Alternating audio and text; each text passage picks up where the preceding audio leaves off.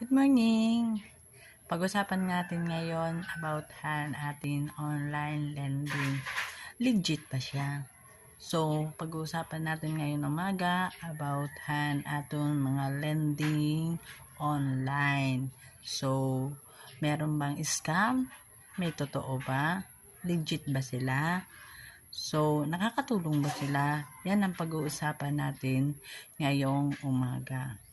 So, merong nag-text sa akin sa Facebook about hand lending, kung totoo talaga nakakakuha ng lending at nakakatulong ba itong lending sa ating pang-araw-araw.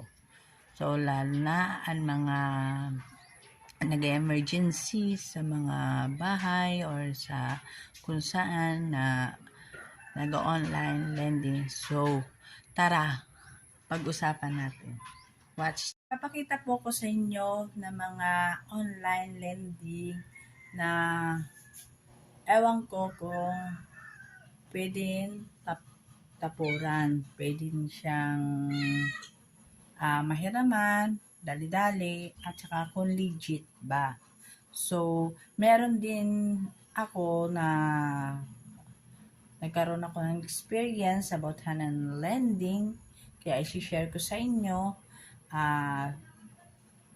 Ewan ko, sa inyo na lang paghusga kung legit ba siya or scammer. So, pag-uusapan natin ang ating mga lending na mga apps. Ipapakita ko sa inyo ang mga lending apps online. So, kung legit ba siya. So, watch na lang po mamaya.